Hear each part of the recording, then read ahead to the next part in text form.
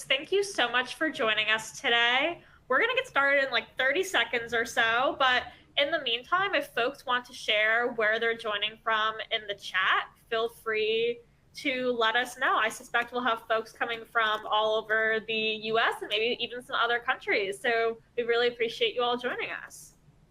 I can start. I'm joining from the wonderful state of North Carolina.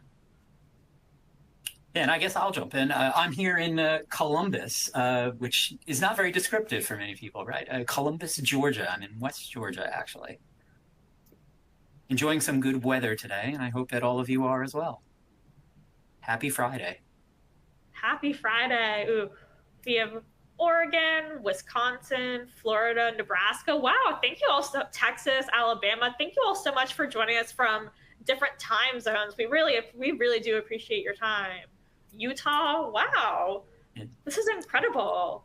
Well, folks are sharing that. I think we can go ahead and get started. Actually, we have a lot of exciting content to cover today, and I apologize that you can't see my lips moving. I have to wear a mask at the moment, but if any folks have trouble hearing me, please just let me know in the comments. But hi everyone, my name is Lindsay Josephs, and I work as a demand generation specialist here at OpenStax's. And today we are so happy and thrilled to be joined by the incredible Dr. Ryan J. Lynch, who is one of the senior contributing authors of our world history textbook. Yeah, hi, thanks, Lindsay. That's probably more gracious than I certainly deserve to say incredible, but yeah, I'm very glad to be here, and I'm enormously appreciative that so many people would spend some time, especially on a Friday, to learn a little bit more about our textbook and potentially how they could use it. Absolutely. All right. Perfect. So, oh, that's me. Hi. Yes. Yeah. I'll just maybe say a little bit about myself. I certainly wouldn't want to embrace the title incredible, and I think my wife and my students might disagree in some cases. But my name is Ryan Lynch. I'm an associate professor of the history of the Islamic world at Columbus State University in Columbus, Georgia. And as Lindsay has put up on the slide here, right, I'm one of the sort of lead editors, what we call the content lead and senior contributing author for this new OpenStax's World History textbook, the 2-volume textbook that we are going to be speaking about today. I'm really excited about it, and we'll talk a little bit about this, right? I mentioned that I am a specialist of Middle Eastern history, primarily pre-modern history, although I also work on sort of how modern terror groups, jihadist groups, use a sort of imagined Islamic past in order to kind of justify and to create their propaganda and their move towards violence in the modern period. And so, though unsurprisingly, right, if any of you are at state universities, community colleges, smaller institutions where you have to pull a lot of sort of double duty when it comes to the content that we create in classes in order to meet the needs of our students and to give them that very perspective, you're in good company with me, at least. And that was a major part of the reason why getting involved in this OpenStax's textbook, as I'm going to talk about, was a really great opportunity, even though something I had never planned on, really writing a textbook as something that I had wanted to do with my career. Awesome. Thank you so much for that introduction, Dr. Lynch. And it's awesome that you're able to join us for the webinar, and we're excited to hear all about world history and all the work that you put into producing this free, openly licensed textbook for students.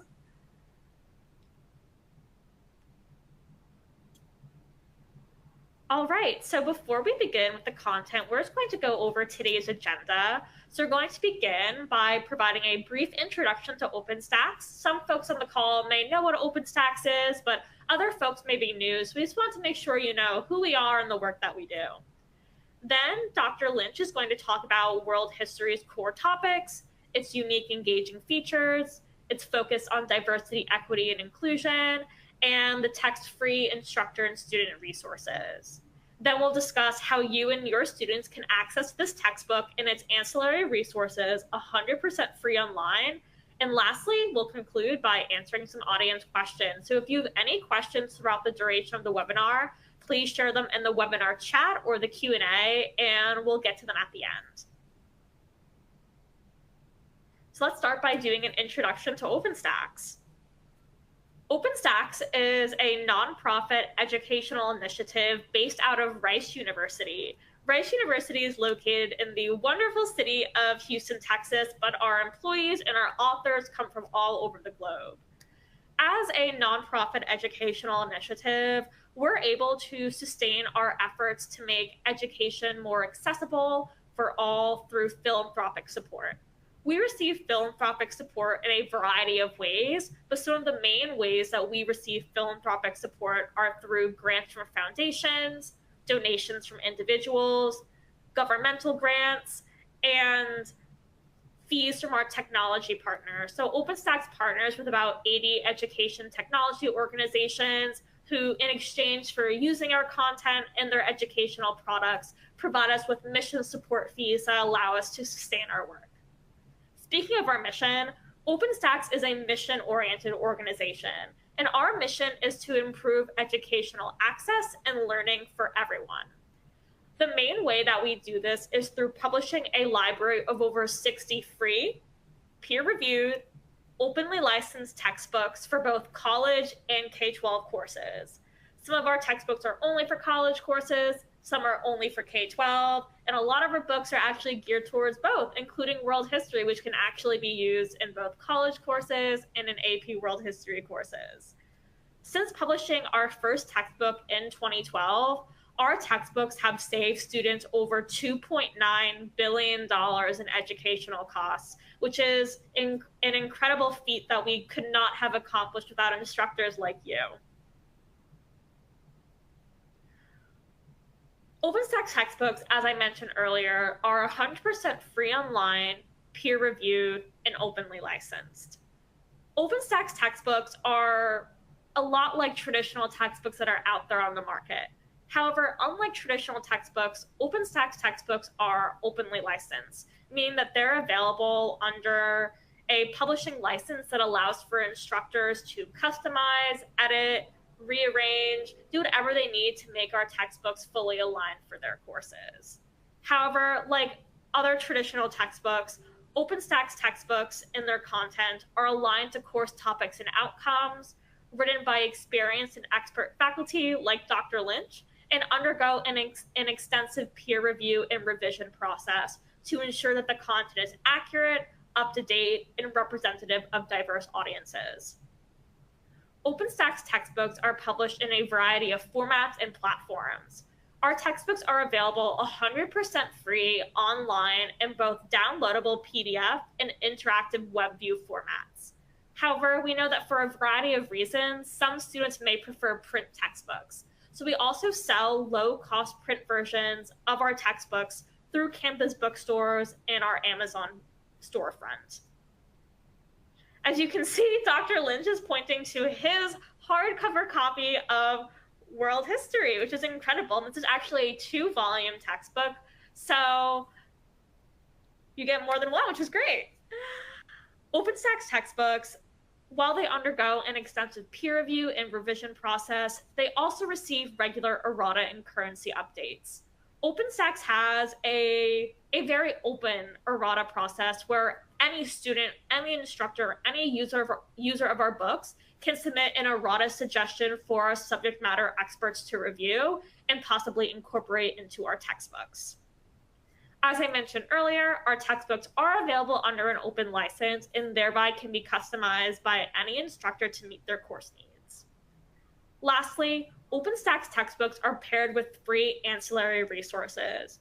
We're going to dive into the free resources that World History is paired with, but these free instructor and student resources ultimately enhance the teaching and learning experience for instructors and students alike. Now I'm going to hand it off to Dr. Lynch to discuss world history. Great. Yeah, thanks, Lindsay. I don't want this to really sound like a game show, right? And Lindsay and I were speaking before we began the webinar today that we want this very much to sort of be relaxed and to be a conversation, I guess, right? And I hope certainly that if any questions that those who are attending today or in the future that are considering our book may have will feel comfortable sort of reaching out to ask us about this. Let me try and remember what the next slide is. Yeah, so I will start actually here, and I'm going to tell a story, right? My students would roll their eyes at this point, but I think it will kind of frame, my approach and kind of how we worked with OpenStax's to put together this new free textbook, and why it might be something that you really will consider adopting either in part or sort of wholesale. I did my DPhil, my doctorate at the University of Oxford. And many of us, either attending today or, who are in the classrooms ourselves, whether at the high school level or in college, right? College instruction, can kind of appreciate that we came from big research institutions that trained us, ideally to be very dedicated, very sincere, very talented researchers, right? But so often is the case, right? Not just because of the nature of what the job market, especially in the humanities, looks like, but not exclusively in the humanities. Many of us don't actually end up, sort of teaching or professing, for that matter, at one of those big research institutions, right? We end up at institutions just like mine here at Columbus State University, where we're serving, a student population, and we're providing, an excellent experience for a unique student population, but where, especially for our teaching, in history, sort of our bread and butter courses, right, are very often, or the focus of our job is very often on the instruction itself rather than on research. And that's not to belittle research, right?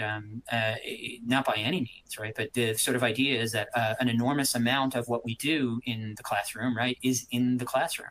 And it's very often with students who, shock and horror, right, like may think that they don't like history, or have those questions about why are they going to, take history and these sorts of things. And so when I was originally approached by the team at OpenStax's to get involved with a course textbook, at least from my perspective, I never had any desire to be involved in writing a textbook at all.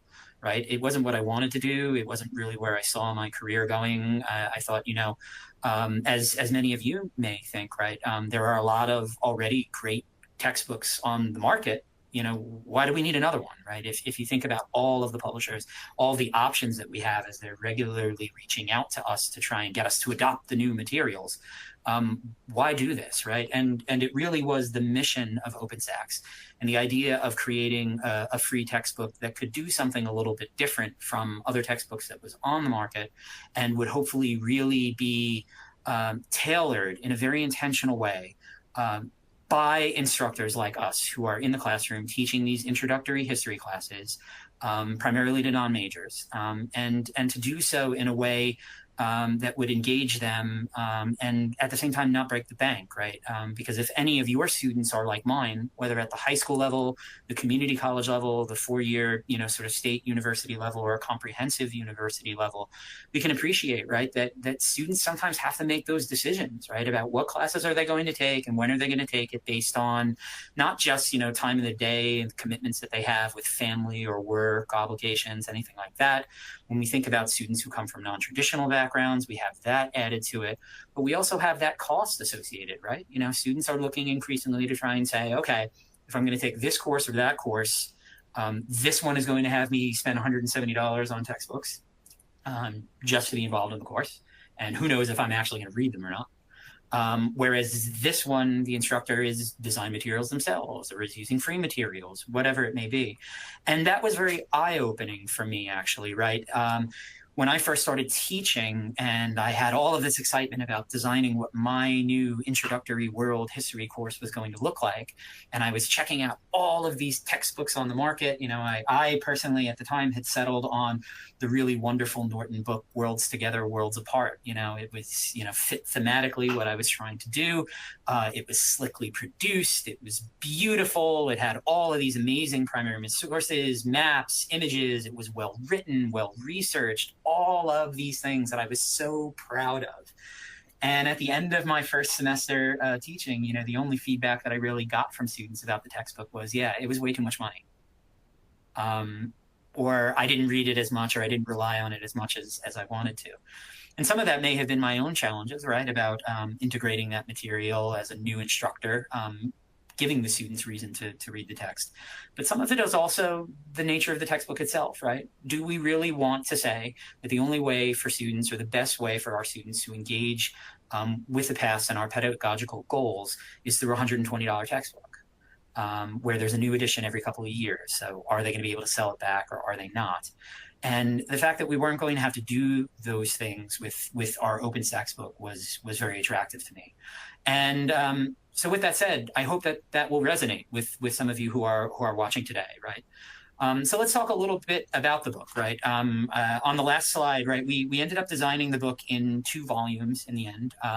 And it is a little bit odd, as we're going to look at with the table of contents, because inevitably there's some overlap, right? And, you know, we as professional historians can appreciate it, like, yes, you know, it's not as if people woke up in, you know, January 1st, 1500 and said, yes, in the future, I am going to be the part of the second portion of a college course in 2024.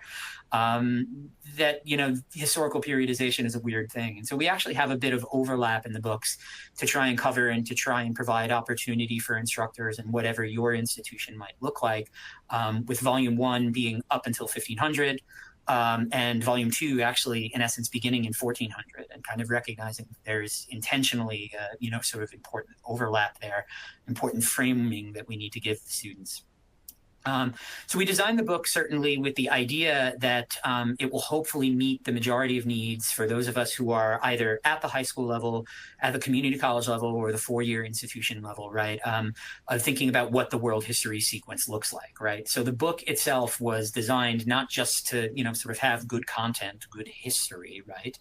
But it was designed hopefully to fit within the structures that your department requires of you, whether that be, you know, some sort of state accrediting body, or the expectations that your dean has, or whether that just be, you know, what you arrive to at your institution when it comes to say, oh yes, you know, we cut off our, you know, course at 1500, or sometimes at 1800 in the colonial period, and there's opportunity there too, even if you would be using more than just one volume of the book. As we have in the, you know, the slide here, right, it's suitable for both majors and non-majors. But I really would try and emphasize, right, that again, the reality for many of these world history courses, whether the first section, early world section, or the later world section, is that we recognize that a lot of the students who will be engaging with this textbook think they don't like history. So how can we convince them that it's worth their time? How can we get them excited about the things that we do? And how can we hopefully make it a little bit easier on you as the instructor to be able to focus on how you want to deliver that content, rather than just where you're going to get the good content itself?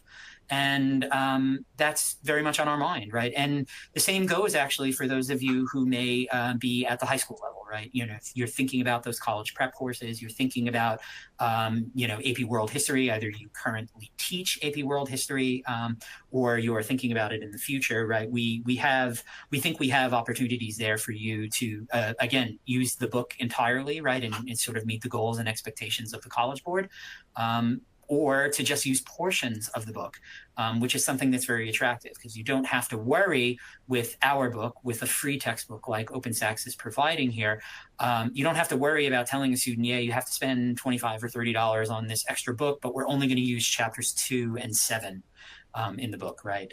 And that can always be, you know, a bit of a frustration. We probably will talk a little bit more about this later on too, but something that's kind of interesting about the OpenStax's approach, and thinking about the platform for the textbook itself, is that first and foremost, the book is really designed to be used in a digital capacity, right? You can download it in a PDF screen readable format, right? But it creates a level of accessibility for our students, not just with the content itself, so that they can do things that you know, and engage with material that isn't just you know, it isn't just the text, right? It isn't just the prose. But for those students that have accessibility needs, disability needs, right? They need to be able to have larger print. They want to be able to use a screen reader. Even sometimes, right, they want to be able to have the book being read out loud while they're, you know, preparing dinner for their family or something like that. Those opportunities are there because the book has really been designed first and foremost to be used digitally. But as Lindsay mentioned earlier, the very nice thing is for those of us, which may include you, right, who still prefer, the tactile experience of having the physical book, right, who want to be able to make notes in the book themselves, who don't like or are looking for an excuse to get away from the screen a little bit. The nice thing about this also is that there's a low cost option for, sort of print on demand, so that for those students that are in that situation, that they don't have to worry about, again, spending $70 on a textbook, that that they're not even sure how or when they are going to use it. So we'll talk a little about table of contents, right? So we've got here much of what makes up the table of contents of volume 1. And it's this volume, especially as a pre-modernist, that I was, responsible for a large portion of this, right? Because of course I was not, as I'm going to discuss later on, the only senior editor or writer that was involved in this textbook. But you can kind of see that the book itself is framed, a sort of combination. It's very much chronological, right? Unsurprisingly, we're starting in prehistory. We're moving through the ancient world into the medieval and the Middle Ages and then onward. But within there, we have, we kind of bounce around with the structure based on the learning objectives that have been created for each of these sections, right? So sometimes we'll get, sort of thematically focused chapters. Sometimes we'll get ones that are very, sort of explicitly chronological. And then other times we'll get some that are really, really explicitly geographically focused. And certainly one of those actually that we're especially proud of, in our textbook is that I think you'll be very, very hard pressed to find one of these introductory world history textbooks, let alone a free one, that is going to give you such thorough coverage of spaces like Central Asia, the Middle East, / Southwest Asia, and of Africa in particular. These are chapters that we are very, very, very proud of. And I think that especially if you are someone that already is skeptical of this, saying, I already have a textbook that I use, maybe even a free textbook that you use and like, why do I need to look at your book?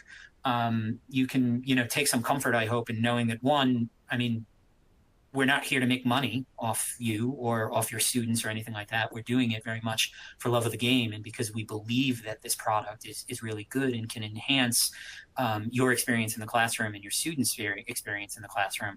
But the other thing is that, you don't have to use the whole book. One of the really nice things about this is if you love the textbook that you're using already or the materials you're using already, but you feel like there isn't very good coverage of the crusading period or of Africa, or of South Asia or something like this, right? That you can come and check out what we have and maybe just use some of that material if you think we're doing it better than what you have. So with volume 2, right, like I said, I will certainly be able to take some questions about volume 2 as being somebody who helped design the table of contents for both books. But much of my attention and my writing and editorial process was focused on the first volume. So for those of you who are pre-modernists, hello, fam. But the other thing that I'll kind of say, and some of the other senior editorial team, we recently came back from the American Historical Association meeting in San Francisco just this past month in January, where we talked about the OpenStax's process and writing and editing world history. And we received a really, really nice comment actually at the time of when we were talking about all of the content. One of the attendees kind of said that the table of contents looks kind of boring, right? Like where is women's history? Where is, history from the ground up? Are you doing the sort of microcosmic history, right? Like micro histories? Or is it just the same thing that we see in other world history books? And I'll kind of admit that the table of contents, when you first look at it, may give you that sense, right? It looks very by the numbers. It looks very rote. In some cases, that's because we're looking to take advantage of search engine optimization, right? When people, including your students, are typing things into Google, we want it to pop up. The good history, right? The scholarly peer-reviewed stuff. But also, at a very base level to try and say, especially if you are teaching an AP World History course, or you are teaching one of these introductory history courses where, the department or the college has given you very, very clear learning objectives that you need to meet or material that you need to find. The table of contents, we think, is fairly straightforward to allow you to say, okay, what is it that I need to look at and let me deep dive. But I think that when you find that you go into these chapters, you will hopefully see that we are focusing on a wide variety of material and in interesting ways.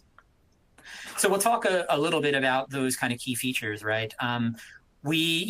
As professional historians, we appreciate, even if you are a textual historian like I am, right? I primarily work in the Arabic historical tradition, but that doesn't mean that I don't appreciate or kind of recognize and know that our students are very attracted by, sort of thinking about the AHA's motto, right? Of everything has a history, and importantly, that history, resides everywhere. And so we've certainly tried to place an emphasis on non-textual artifacts, the creation of, sort of freely available and freely usable maps and timelines to try and really think about and show our students those sorts of things in the book, right? And in fact, that was a major thematic focus that the editorial and writing team, that I worked as part of for world history was really thinking about.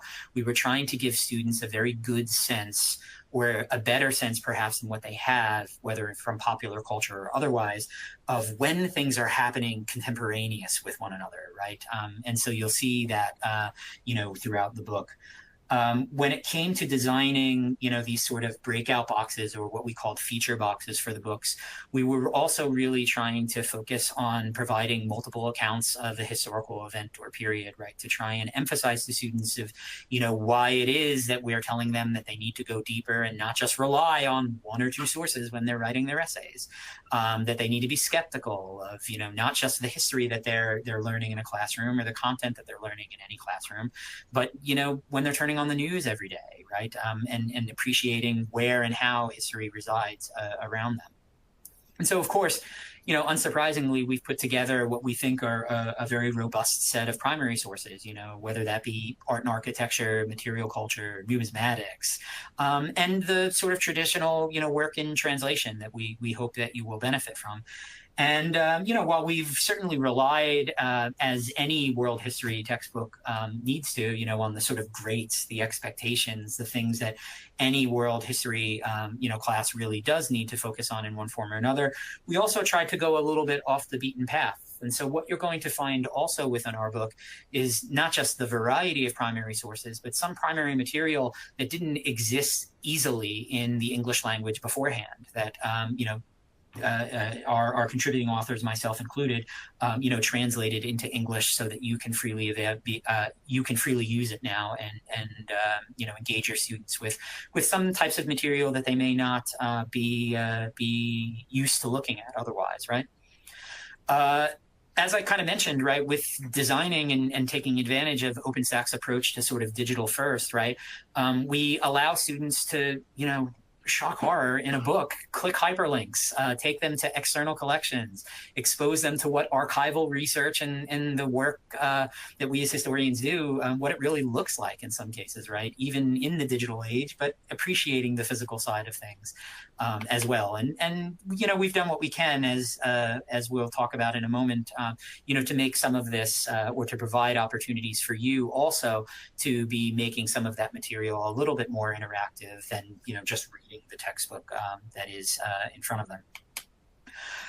And with this too, right, and this is, not necessarily groundbreaking, but I think it's very important to give you insight into what we were trying to do with this textbook in particular, is that those of us that are at public institutions, around the world, but certainly in the United States, can appreciate that we're getting, increasing pressure, from politicians, from, our neighbors, in town, from our students' parents who are saying, oh, you want to be a history major? Why do you want to be a history major? Why do you do that, right? I mean, we all had that experience even when we were in school. I wouldn't be surprised, right? But we really tried to put at the bedrock of this book, the foundation of this book, this question of relevance, right? And we as historians, as professional historians, we know this, right?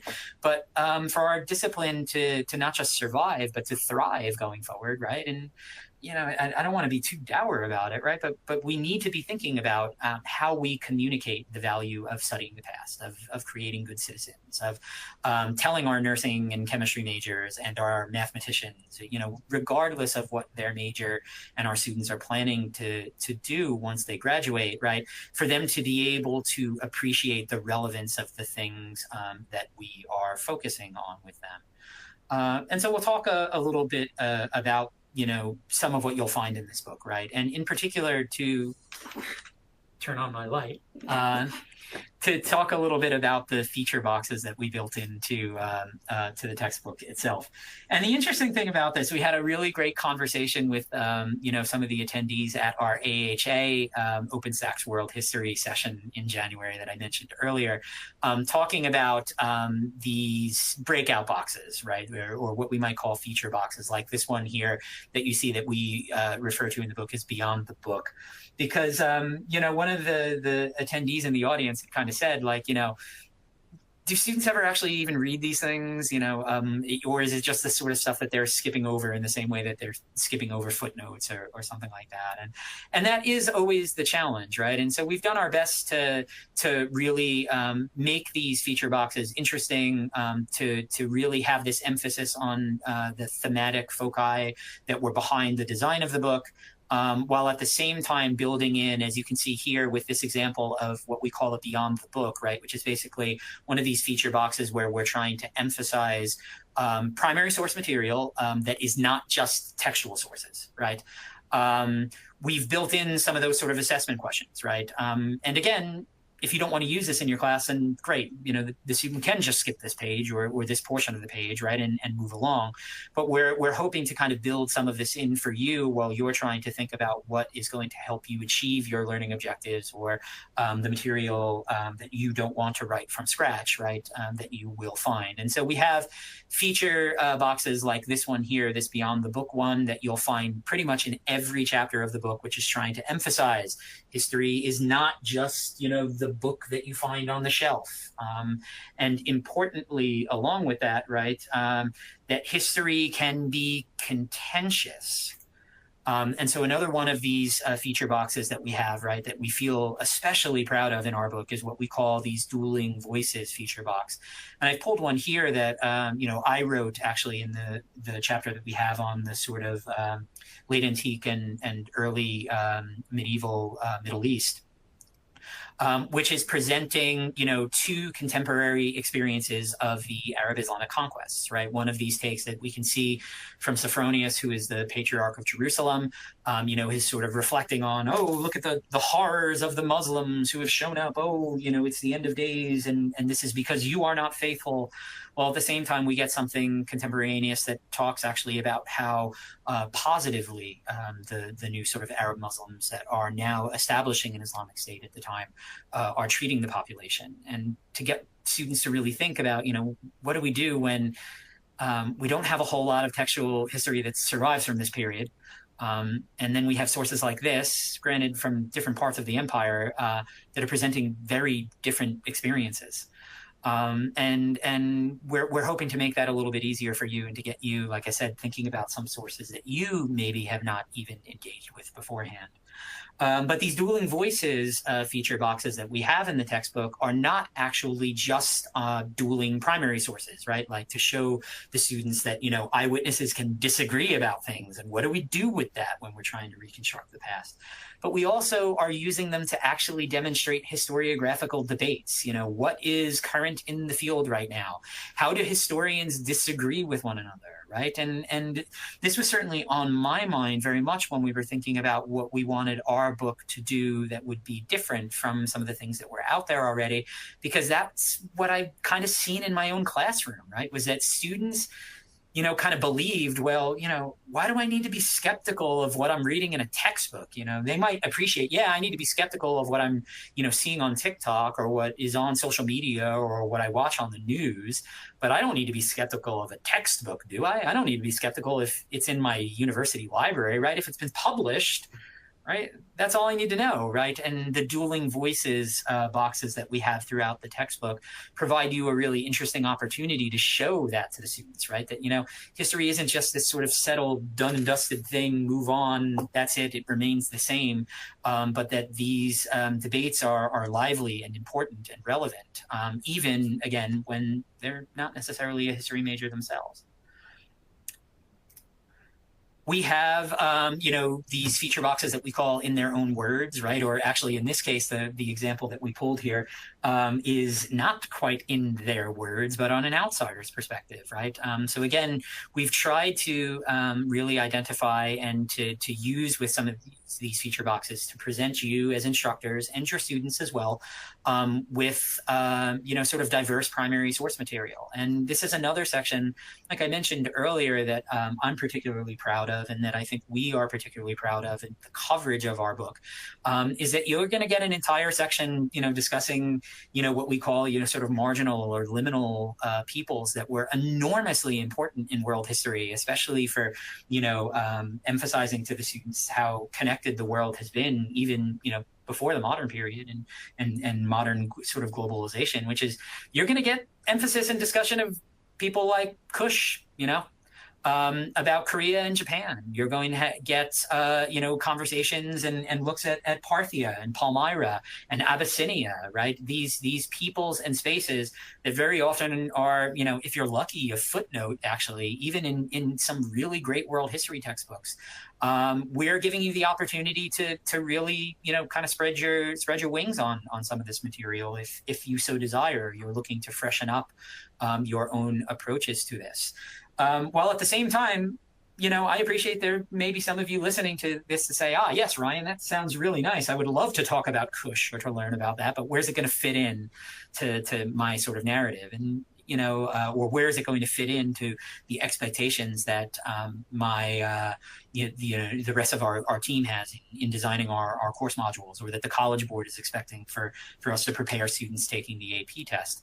But I think that you might be surprised, actually, about the coverage that we're giving this and how you can integrate some of these more marginal peoples into the rotation, right? To kind of really emphasize, right, that there's a lot of history out there. And even if it's not particularly interesting to you to work on Kush, for instance, it may be the kind of thing that engages your student with something that they, peoples, places that they've never really heard about or thought about before. And we think that's cool.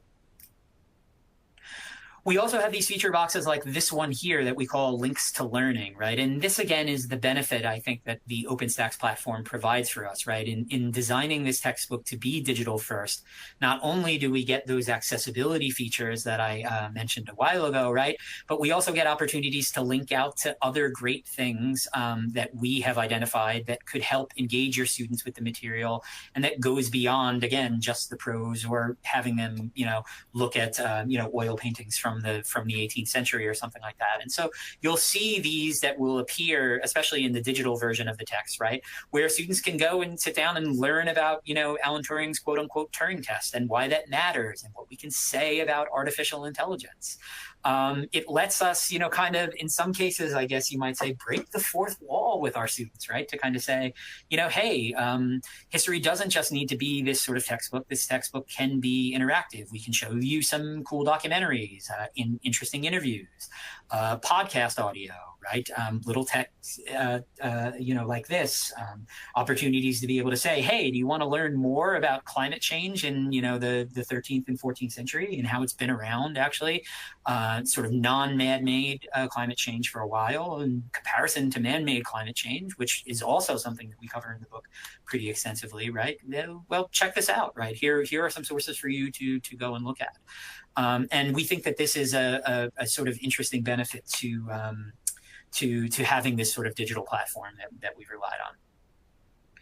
And then we have these feature boxes, right, where we're trying to go back to, again, that relevance piece, right, which can help us, as instructors, reflect on our pedagogy, reflect for our supervisors or our assessment bodies when we're thinking about, how are you assessing student outcome, how are you identifying or aligning, with the sort of state or accrediting body's expectations, right? And these are feature boxes that we call the past meets the present, right? So we have an instance here, that's talking about, a question that I actually just answered in my History of Rome class that I'm teaching this semester with a student the other day. They were sort of saying, in looking at the Roman Empire, like how does any ruler, ruling from a city like Rome or Ravenna or Nicomedia, like how could they expect to possibly communicate in the age of Diocletian and the Tetrarchy? How could the Eastern Emperor communicate with the Western Emperor effectively, right? And, when you explain to them, yeah, there was a postal system. What does that look like? It is sort of this moment where you get them to go, I never really practically thought about that, right? And how all of that connects, of course, as you can see in front of you with one of these feature boxes from Volume 1, how that connects with the modern postal system, right? And why we even design buildings and, include phrases, right, that harken back to these ancient origins in interesting ways that we think, again, is just a kind of way to try and do our best to hook our students and to get them thinking about these things perhaps a little bit deeper. And this comes to, to talk about diversity, right? Which is diversity of approach, diversity of content, diversity of assessment options, diversity of the writers involved, right? And maybe some of this is not entirely, shocking to say, right? But what we did really want to do with this book as well, and OpenStax's as, a nonprofit organization, as, providing this book for free. We don't have to worry about selling copies of this book. And that was, again, part of the reason why I chose to be involved in this, right? Is that I didn't want to write a textbook, to get rich, right? Like none of us, or I think many of us would have chosen different fields anyway, aside from teaching, if that were the goal, right? And what we can do here is we can do things that are different, right? We weren't bound by a traditional publishing model that was going to say, well, yeah, it's really nice that you want to cover Abyssinia, or it's really nice that you want to cover Himyar, or it's really, it's interesting that you want to look at Indonesia or the Americas in this way, but how's it going to fit? Is it going to sell? Is it going to get used? When we're thinking about printing this, is it going to be financially viable? OpenStax freed us of that opportunity, right? And they very, very helpfully and very supportively, when we came to them with these ideas to try and say, we want this book to include underrepresented topics, underrepresented spaces, underrepresented peoples, right? Approaches, all of these sorts of things. They gave us a green light to trust us as the subject matter specialists, as the experts, as the people who are looking at the needs, not just of our institutions, whether high schools or universities, right? But to really think about those things. And that means, right, like there's a very intentional shift away from Western Civ, or what we would think about as a Eurocentric focus here, right? And do we always get it right or perfect? Not completely, right? But as perhaps a story for another time, we went so hard on trying to make sure that we were really showcasing and doing things that were going to be a little bit different from the mass market, more expensive textbooks that are already out there, many of which are outstanding, right? We almost forgot to include the Renaissance, the European Renaissance, in the textbook, right? Because we were just so focused on trying to think about these other things before, thankfully, we had an amazing team of peer reviewers and other writers to say, hold on a minute. There are some things that do, in fact, need to be covered, even from spaces that would traditionally be the focus for Western Civ courses. And that's kind of where, for at least, kind of my portion of this, I want on content that I want to end, right? Which is, I really want to emphasize something that mattered to me, right? And that I think makes this book special, which is that the people who were involved in writing, designing, and peer reviewing this textbook are people just like you. They aren't just at, the Princetons, Harvard, Yales, Chicago's, Oxford's, Cambridge's, et cetera, right?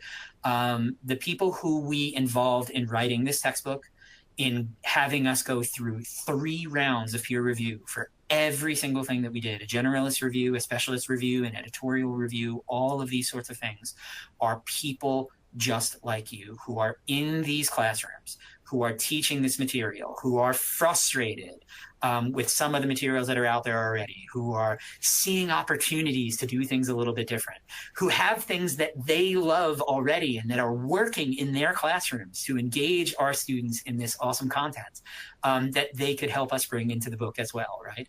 And because of that, right, because of the support of a nonprofit like OpenStax's, right, we involved more than 100 people in the creation of this book, right?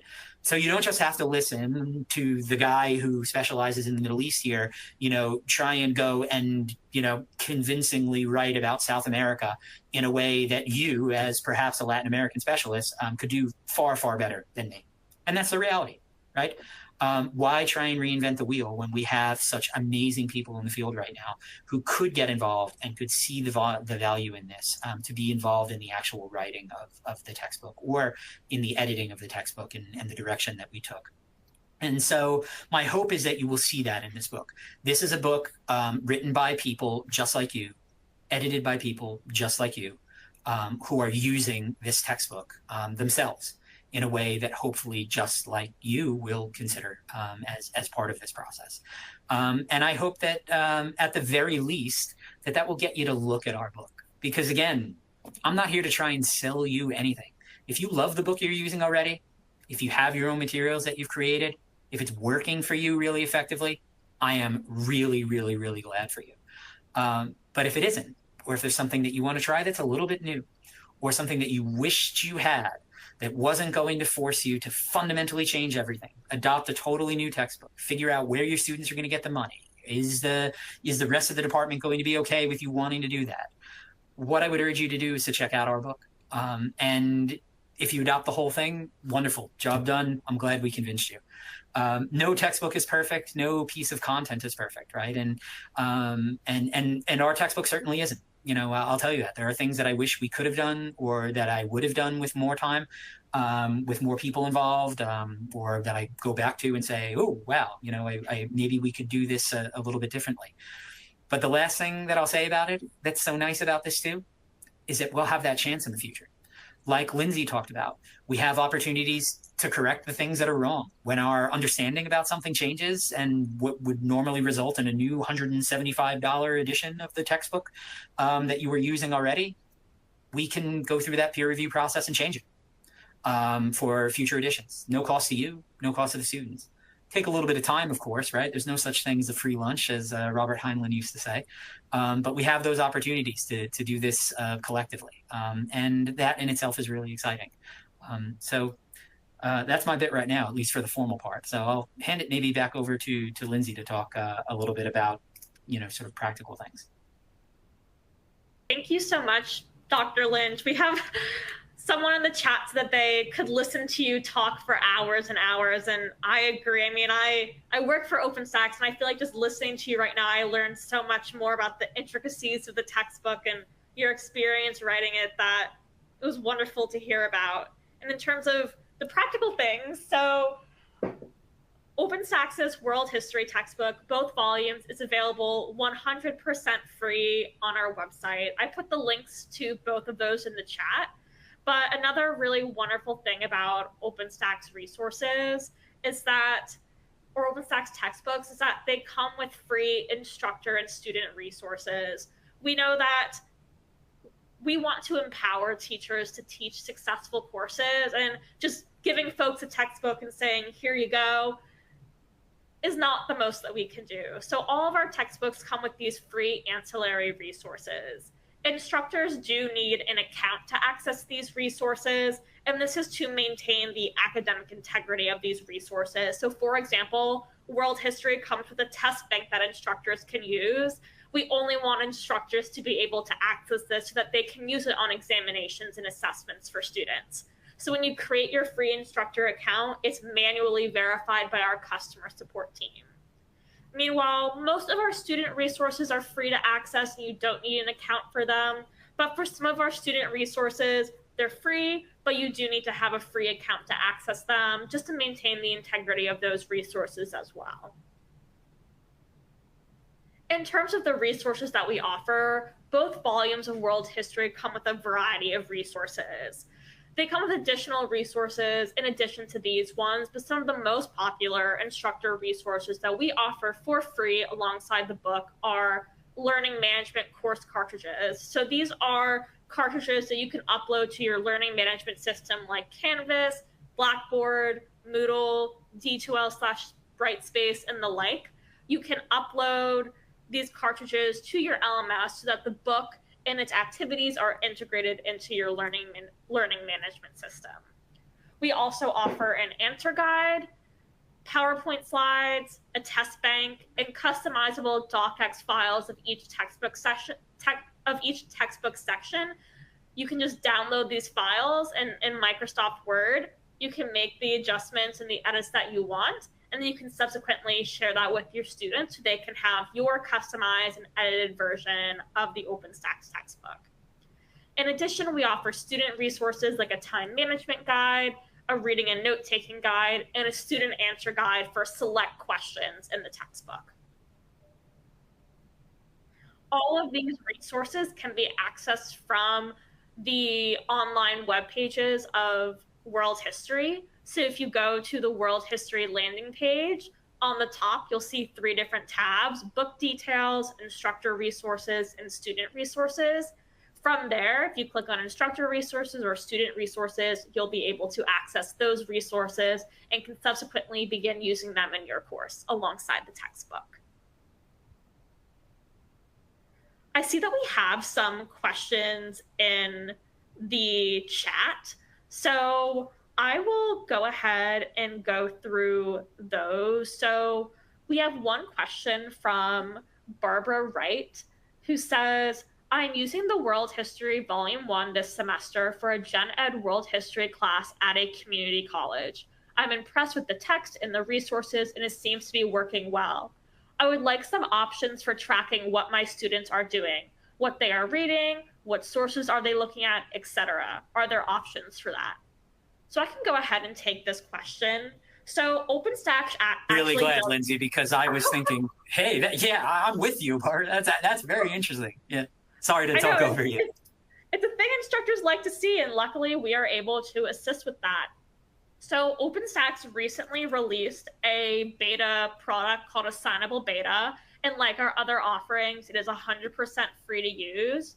This product, Assignable Beta, is currently available for 4 of our textbooks, and World History is not currently available in Assignable, but we hope to add World History to Assignable within the next several months, and this would allow instructors to create customized assignments using questions from the World History textbook. So in terms of being able to like assign questions to your students, have them answer it, not currently available yet. But with Assignable Beta, even though World History on our website is not listed as one of the books being available, you can currently use Assignable Beta to track your students' reading of World History. So I can follow up with you, Barbara, with additional information about getting started with that. But long story short, yes, through Assignable Beta, you are able to track your students' reading in World History, which is a really awesome tool that you can use within your learning management system. Yeah, and if before we move on, Lindsay, just a sort of brief thing that I would mention here, right, is that in essence, right, like if we think about how economics works in one form or another, is that ultimately the more adoption that we get of this textbook, right, for those of us that are out there sharing it, if you like it, if there are things that you really do like, or even things that you don't like, but you see opportunity in, the more robust adoption that we see, even if it's just a very small portion of the book that you're using, not the entire thing, presents us opportunities to continue to do more perhaps with the book down the line, to make the case to OpenStax, right, that we need a larger test bank, that we need to be thinking about these sorts of things and make it available, that we could potentially have more materials created, because the book is still very new, right? I think Lindsay kind of mentioned this earlier, right? But we're talking about still we're only, I think, seven months months after publication, right? So there's still lots of opportunity and lots of scope for us to do this if we're starting to see adoption and if we get that feedback from all of you. So I hope you'll keep that in mind too. Absolutely. Thank you, Dr. Lynch. Another question we have is this text easily accessible to students with different disabilities? And if you don't mind, Dr. Lynch, I can go ahead and take this question as well. So the answer is yes. All OpenStax's textbooks, the WebView versions of our textbooks, are designed to meet web content accessibility guidelines according to the Rehabilitation Act. So essentially, there are web guidelines that OpenStax follows to make our web content accessible for students with different disabilities and ultimately more user-friendly for everyone. So for example, some of our textbooks are available in a Braille-friendly format. Additionally, some of our textbooks are available in DAISY formats to extend accessibility. Our textbooks on the online version, you can adjust the text size. You can make it bigger or smaller for students with different visual needs. So I will share OpenStax's accessibility statement in response in the chat. And this accessibility statement highlights a bit more about the ways in which OpenStax produces web content that is ultimately accessible for students who have different disabilities. And if you have any follow-up questions about the accessibility statement, please let me know. Another question, this is a great one for you, Dr. Lynch. One of the problems non-Western historians face is the problem of Eurocentrism. How does your text address this issue? This is a great question. By forgetting the Renaissance happened. Obviously, I'm kidding, right? But to be honest, a lot of that had to do with I think the very early conversations that we had about what this book was going to do and how it was going to be different from what was out there already. And for me, right, I don't mind kind of revealing this. I think it's a useful thing to kind of know that I didn't know who OpenStax were really before I got involved, right? And I'm always very skeptical of anybody who's coming to you to say, oh, yes, oh, by the way, it's free, trust us. Is that originally when the book was, was in its early formative period, OpenStax was kind of imagining that there might be one or maybe two editors, right? One for one volume, one for the other volume. And when they were interviewing me to be one of the editorial leads, when they told me this, I immediately bristled at this, you got to be joking. There's no one or two people, regardless of how filled with hubris they are, that is going to do justice to, these, all of world history, especially to really think about the diversity of perspectives that need to be in a book like this, let alone to tackle the mass market books. And I told them, I was like, there's just no way. I was like, you need a minimum of 4 editors and way, way, way more writers, because they need to be pointing us to when we're using phrases that are Eurocentric or approaches that are recognizing that those of us on the editorial team are all products of not just the West, in terms of where we live, but Western institutions, educational institutions, and approaches. And so, for me, how we tackled that issue was to have so many different voices, quote unquote, in the room, involved in the process. People who are trained in these areas, right? People who are from these areas or from, these communities that claim that history or identify with that history in one form or another. And because of that, we're very proud of it. And some of that, right? There are downsides to this, right? I'm going to reveal to you right now what I expect will be one of the biggest criticisms that we get for the book, which is that you're going to get a lot of Middle East in this book. And that's because, hey, I work on the Middle East and I helped create it. And I think it's important, right? And I bring that up, of course, because as a Middle Eastern historian, I'm in a bit more of a niche, of course, than some other subfields like, early colonial American history or something like that, right? And so we're the people who are involved in this book, right? In thinking about, how are we going to do this? How are we going to tackle this? But I think the main way that I would say we really tried to tackle this was to make sure we had so many different people in the room, true specialists, who could check us when we were overlooking something, or when we were forgetting something, or when we were touching on something that was contentious that needed to be handled more carefully. Thank you so much, Dr. Lynch. Another question we have, I know we're heading close to the hour, so we'll answer one more question. So one instructor would ask for clarification on the revisions and edits. So world history, like history's already happened. So they're wondering like what exactly a revision would look like in that sense. Oh yeah, that's a cool question, right? Like, you know, our understanding of the past is evolving, changing, right? Especially for somebody who is a pre-modern historian like I am, that works on, you know, really old stuff where we don't necessarily have as much contemporaneous evidence as we would like. You know, we all sort of dream about the idea that we're going to wake up one day and somebody's going to be in a trench in, you know, in Egypt, and they're going to discover something that answers so many of our questions about what ancient Egyptian society was like or whatever. But very few of us, of course, will have that experience. But sorry, get the light. There we go.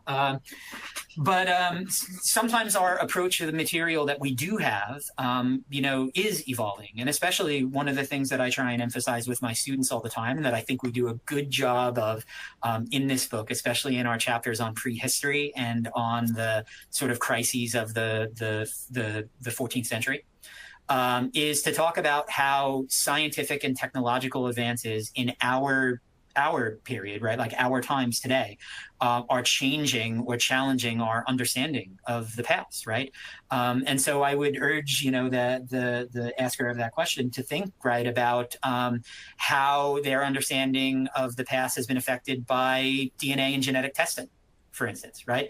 To be able for us to take you know, sort of atmospheric samples from ice cores in places like Antarctica, right, to talk about you know, sort of cyclical, you know, climate change that had happened in earlier centuries, right? For all of these sorts of things, right? Our understanding isn't just, you know, thinking about some of this material through a different lens. Which is important that we as humanity scholars are doing, right? But like I said, sometimes it is actual technology will help us answer these questions, right? Like we didn't know 100 years ago, we didn't truly have much of a sense of how the Black Plague spread, right? And now today, through, you know, sort of mortuary excavation, through genetic testing, through all of these types of forensic analyses, we've got some really, really convincing theories that are quite different from where the Black Plague came from and how it spread than we did 100 years ago, let alone 50 years ago or 20 years ago, for that matter. And the nice thing about a book like this is that when those things are happening, we can update it, add some of that material, come up with new engaging links to learning, these sorts of things, without having to then, you know, sort of throw the baby out with the bathwater and create an entire new edition of the text that is going to cost our students a lot of money. Thank you so much, Dr. Lynch. For such great answers to our audience questions, and also for just such a fantastic presentation. I'm seeing so many positive comments in the chat about folks who are now planning on using the textbooks because of your presentation, and folks who are already using it and had really wonderful things to say about the language of the textbooks, the ease of use, the content included. So thank you so much for your time today, your fantastic presentation. And to our audience members, thank you so much for your passion for OpenStax, your passion for world history, and for asking such thoughtful questions. We really appreciate your time. And if folks have any follow-up question, you can always send an email to the OpenStax team at info@openstax.org. I will put that in the chat. But thank you again, Dr. Lynch. It was wonderful being able to learn from you today, and we hope that everyone has a really wonderful weekend. Everyone, and thank you for joining us, right? Like at the very least, the last sort of thing that I'll say before I actually be quiet is just that I hope at the very least we made you interested in checking this out. No textbook is perfect. No effort is perfect, right? But the nice thing about this is that we can keep trying to get it closer and closer and closer to that, to help meet your needs, to help meet the students where they are, and to make sure that we are constantly demonstrating why not only do we love our discipline, but why history should always remain a key part of, sort of every student's curriculum around the world. Absolutely. Thank you so much, Dr. Lynch. That was a wonderful note to end on. Have a great weekend, everybody. Bye bye.